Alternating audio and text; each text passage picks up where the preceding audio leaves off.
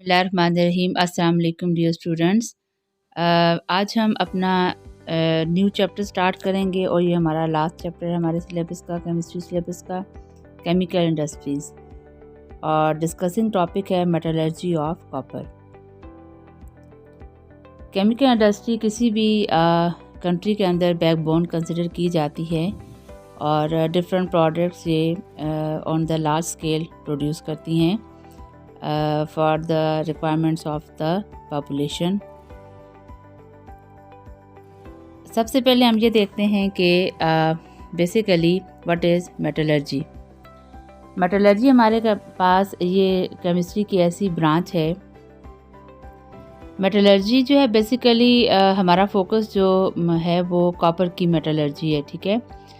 बहुत सारी जो हैं वो इन्वॉल्व हैं मेटल्स कंबाइंड स्टेट में, जो कि जिनको अलग करना ज़रूरी होता है। तो सबसे पहले हम ये देखते हैं मेटलर्जी होता क्या है। मेटलर्जी हमारे पास ऐसा प्रोसेस है कि जिसमें कोई भी मेटल जो है इसकी इम्प्योरिटी से अलग किया जाता है, और इसको हम branch of science and chemistry भी कह सकते हैं, और ये है भी।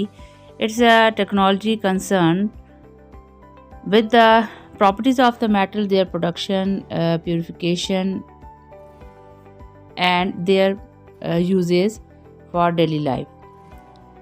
अब मेटल को साफ़ ही करना जो है वो मकसद नहीं है। मेटल को फ्री फ्रॉम इम्प्योरिटीज़ करने के बाद उसको इस काबिल बनाना कि उससे जो है वो डेली लाइफ में जो उसके यूजेस हैं उससे रिलेटेड आर्टिकल्स बनाए जा सकें। Extraction and purification of metal metallurgy के अंदर शामिल होता है। Processing of the material, alternation of the properties of the metals and heat treatments of the metals and alloying. यानी मेटल को इम्प्योरिटी से अलग करना, इसका अलॉइंग करना और फिर इससे यूज़फुल आर्टिकल्स बनाना। ये बात याद रखिए स्टूडेंट्स कि कुछ मेटल्स प्योर फॉर्म में बिल्कुल भी इस्तेमाल के काबिल नहीं होती लॉन्ग टर्म यूज़ के लिए। उनके साथ दूसरी मेटल्स को मिक्स करके उनका एलॉय बनाया जाता है। अब मेटलर्जी आमतौर पर 3 तरह की है। ये केमिकल मेटलर्जी भी होती है, फिज़िकल मेटलर्जी होती है, एंड मटेरियल साइंस के अंदर ये दोनों इंक्लूडेड होते हैं। हम जिस मेटलर्जी की बात कर रहे हैं उसमें ये जो है दोनों मेथड इन्वॉल्व होते हैं, फिज़िकल मेटलर्जी भी एंड केमिकल मेटलर्जी भी।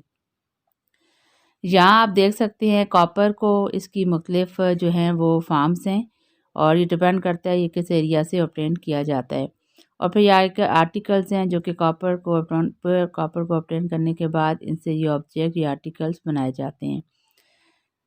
मेटलर्जी के जो स्टेप्स इन्वॉल्व हैं उनमें माइनिंग ऑफ द ऑर है, यानी कोई भी मेटल है सबसे पहले वो माइनिंग की जाएगी, ज़मीन से निकाली जाएगी, उसके बाद उसको क्रशिंग एंड ग्राइंडिंग किया जाएगा, कंसंट्रेशन प्रोसेस से गुजारा जाएगा, फिर उससे एक्सट्रैक्शन की जाएगी मेटल की, और फिर मेटल को फिर 100% प्योर करने के लिए केमिकल प्रोसीजर से गुजारा जाता है। यहाँ हमारे पास 1 बाय 1 हम प्रोसीजर्स को देखते हैं जो स्टेप्स इन्वॉल्व है मेटलर्जी में। कंसंट्रेशन ऑफ द ओर, इसके लिए crushing and grinding technique use की जाती है जिसको पल्वराइजेशन भी कहते हैं। आपके पास ह्यूज पीसेस जो होते हैं जो ज़मीन से ऑब्टेन होते हैं और क्या होता है और जो है ये मेटल्स विद इट्स इम्प्योरिटीज़ होता है, विद रॉकी मटेरियल्स भी होता है, और इन सब को जो है वो बड़े बड़े जो पीसेस होते हैं इनको स्मॉलर पीसेस में कन्वर्ट करना होता है, और फिर इसको जब फाइन पाउडर बनाते हैं तो उसको पल्वराइज्ड कहते हैं, ठीक है। नेक्स्ट स्टेप जो होता है हमारे पास इसी में कंसंट्रेशन और के अंदर ही दूसरा स्टेप है ग्रेविटी सेपरेशन। इसमें क्या किया जाता है, on the basis of their densities in ores को अलग किया जाता है, वाटर से इसको पहले साफ़ किया जाता है, और फिर एक इंक्लाइन जो है वो टेबल से इसको गुजारा जाता है जिसमें ग्रूव्स बने हुए होते हैं। ये ज़िग ज़ैग आप देखते हैं पोर्शन, और जब इसके ऊपर से पास किया जाता है और साथ में उन पीसेस को जो जिसकी ज़रूरत नहीं होती, जो कि अर्थ मटेरियल होते हैं, तो और जो है उसके अंदर चूँकि मेटल मौजूद हो, मेटल क्या हैवी होती है, तो पार्टिकल्स आप यहाँ पे देख सकते हैं कि वाटर के अंदर जो लाइटर पार्टिकल हैं जो अर्थ मटेरियल से बने हुए होते हैं वो फ्लोट करते हैं, और जो मेटल के साथ मौजूद होते हैं इम्प्योरिटीज़ वो यहाँ ऊपर इन ग्रूव्स में रह जाती हैं। तो on the basis of the gravity ये जो है अलग किए जाते हैं। इसके बाद हमारे पास स्टेप होता है फोर्स फ्लोटेशन प्रोसेस। ये बहुत ही ज़्यादा इम्पॉर्टेंट स्टेप होता है और ये अक्सर किया जाता है। इसमें क्या किया जाता है कि पाइन ऑयल को वाटर के अंदर मिक्स किया जाता है, एयर को जो है वो ब्लो किया जाता है उसके वाटर के अंदर, और एयर के करंट्स जो है पास किए जाते हैं। हवा की कंप्रेस एयर एंटर होने की वजह से हवा तेज़ी के साथ जो है वो पूरे के पूरे कंटेनर के अंदर ब्लो करती है और पार्टिकल्स अच्छी तरह से कोटेड हो जाते हैं। जो ओर है, ओर मींस इम्प्योरिटी प्लस मेटल, तो पाइन ऑयल क्या करता है, कोटिंग कर लेता है किसको, ओर वाले पोर्शन को। और जो गैंग हमारे पास होते हैं, गैंग्यू जिसे कहा जाता है, कुछ प्रोनाउंसिएशन में इसको गैज भी कहा जाता है।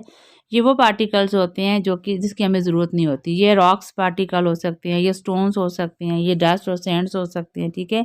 इन तमाम को कलेक्टिवली जो है वो गेज या गैंग्यू कहा जाता है। तो ये क्या होता है, आउटलेट आप यहाँ पे देख सकते हैं।